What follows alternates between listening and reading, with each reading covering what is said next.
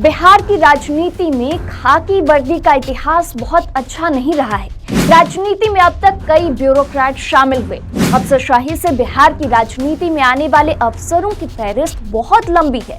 ये ऑफिसर पुलिसिया रौब में जितने सफल हुए, राजनीति में उतने ही फिसड्डी साबित हुए। इनमें से कुछ हालांकि सफल भी हुए। बिहार निवासी और तमिलनाडु के पूर्व डीजीपी करुणासागर अभी हाल ही में राजनीति में शामिल हुए हैं। बिहार के उप मुख्यमंत्री तेजस्वी यादव की मौजूदगी में आरजेडी में शामिल हुए करुणासागर की तमन्ना क्या है या किस जिम्मेदारी के साथ उन्होंने आरजेडी की सदस्यता ली है, इसका खुलासा तो अभी नहीं हुआ है। लेकिन इतना तो तय है कि आरजेडी के A to Z समीकरण के तुष्टीकरण का एक एग्जाम्पल जरूर पेश किया गया है। आरजेडी के अपने नए समीकरण के साथ अब करुणासागर सियासत के मैदान में अपनी नई पारी शुरू करेंगे। हालांकि इससे पहले भी कई पुलिस पदाधिकारियों ने, खासकर डीजीपी ने, राजनीति में शामिल होकर बतौर पॉलिटिशियन राज्य की सेवा करनी चाहिए, पर कुछ एक को छोड़ दें तो सफलता उनसे कोसों दूर रही। आज के पंचतत्व में इसी पर चर्चा होगी।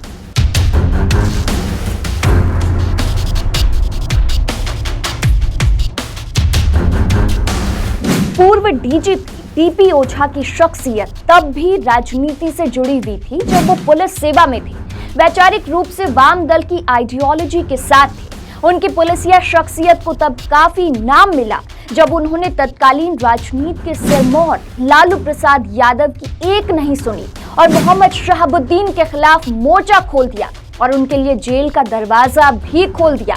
नतीजतन लालू प्रसाद यादव से जो करीबी थी उनकी, वो भी टूटी और उन्हें लालू यादव से दुश्मनी का खामियाजा भी भुगतना पड़ा। उस दौर में लालू यादव रैलियों में कहा करते थे कि हमने डीपी ओझा का बोझा बांध दिया है। ओझा 1967 बैच के आईपीएस थे और 1 फरवरी 2003 को डीजीपी का पदभार ग्रहण किया था।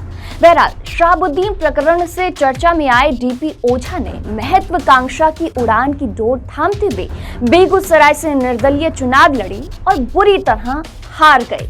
पूर्व डीजीपी आशीष रंजन सिन्हा की लालू यादव से बड़ी अच्छी पड़ती थी। बाद में नीतीश कुमार के भी करीब हो गए। 2005 से 2008 तक डीजीपी रहे। अवकाश ग्रहण करने के बाद राजनीति की डोर पकड़ी। सबसे पहले उन्होंने आरजेडी की सदस्यता ली, लेकिन यहाँ की राजनीति रास नहीं आई और उन्होंने कांग्रेस ज्वाइन कर लिया। कांग्रेस ने उन्हें नालंदा से लोकसभा चुनाव लड़ाया भी, लेकिन वो तीसरे नंबर पर रहे और उन्हें कुल 1,27,000 वोट ही आए। इसके बाद से वो बीजेपी में शामिल हुए और अब तक टिकट के इंतजार में हैं। पूर्व डीजीपी गुप्तेश्वर पांडे की राजनीतिक यात्रा तो काफी प्रताड़ना वाली रही। एक बार तो चुनावी जंग में उतरने को लेकर बीआरएस तक ले लिया था, लेकिन जब टिकट से वंचित हुए तो काफी मशक्कत के बाद फिर से पुलिस सेवा में आए और डीजीपी भी बने।